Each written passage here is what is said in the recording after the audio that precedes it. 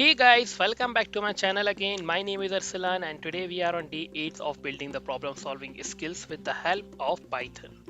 Now if you are very new to this channel, very new to this playlist, let me give you a very brief introduction of what this playlist is all about. So in this playlist, we have been building problem solving skills with the help of Python. We started from a very basic question. We started from day 1 where we have just covered a very basic question on list, and then we have been moving on to difficulty level. Now basically we started from string, then we moved on to integer data type, then we moved on to booleans, and right now we are covering list. And in the future we will covering more data types. Now if you are very new to this channel, please guys do subscribe to the channel, hit the like button, press the bell icon button and bookmark the playlist so that you can get the updates from the channel. Now the question says write a Python function to reverse a list. Example, input is equals to this and output is equals to this. So as you can see that the input has been in the forward order and the output is in the reverse order.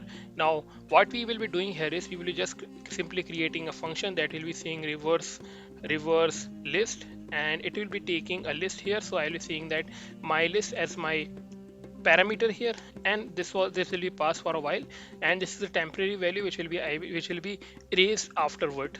Now I will be writing print here, and I will be reversing I will writing the name of the function, that is reverse, and I will be taking the exact same name of the function list which is there as in my as an example of my input, that is 1 2 3 and 4.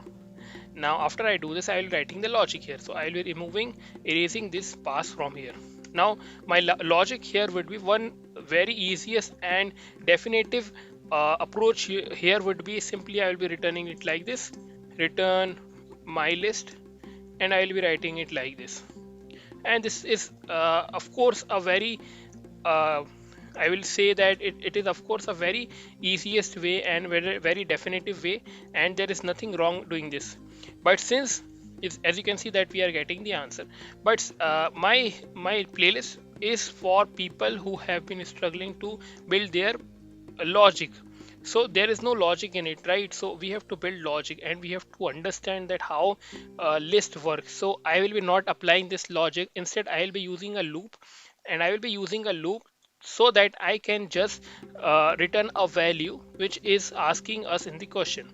Now of course you can just apply this logic, that is just returning my list in the reverse order, but this will not be helping you to build a problem solving skills in you. So my logic here would be I will be saying that I will be first of all creating a list, that is my new list is of course is equals to an empty list, and in this list I will be appending the elements in the reverse order. So to do that I will be writing a loop here which will be saying that for I in range, and of course the reverse order will be len my list minus 1.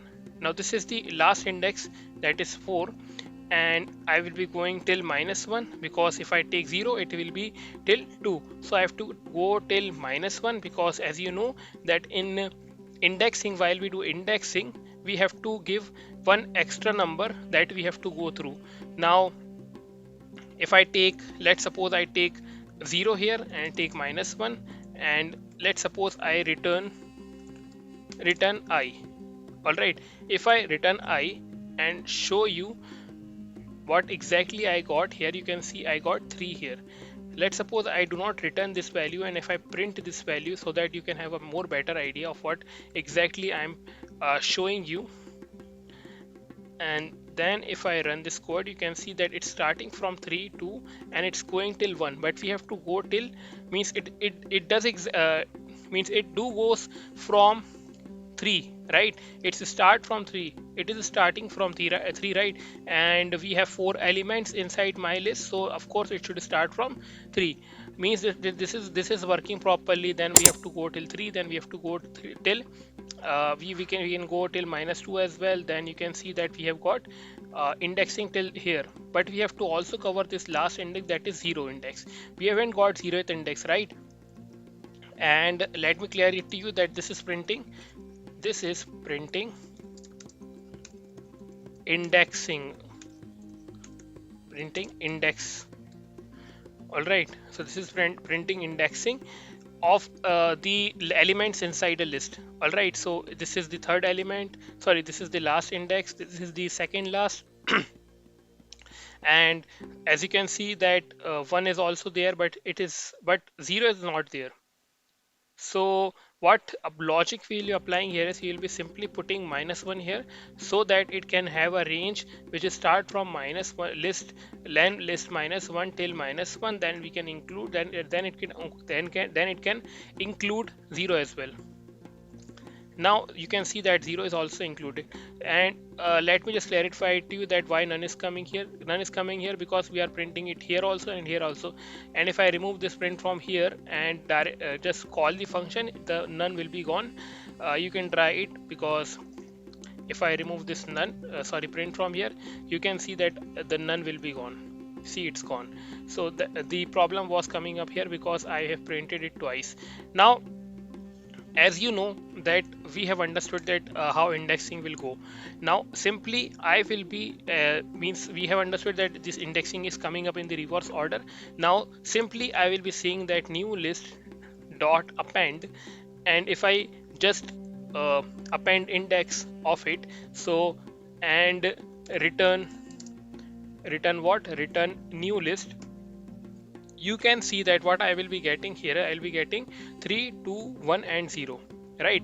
But these are the indexing, these are not the actual elements inside the list. All right, these are not the actual value inside the list. Let me just clarify it to you while taking another number. Let's suppose I take 10, 10, 19, 18, and let's suppose I take 201. Now if I even take this and run it for this, again I will be getting the same exact answer.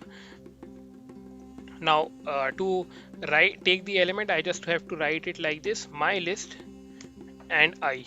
Now if I run this code for you, now you can see that what I will be getting here is I will be getting the exact answer which was asked in the question. So as you can see that we have applied a logic to do this question, while we have also an alternate approach to do it simply.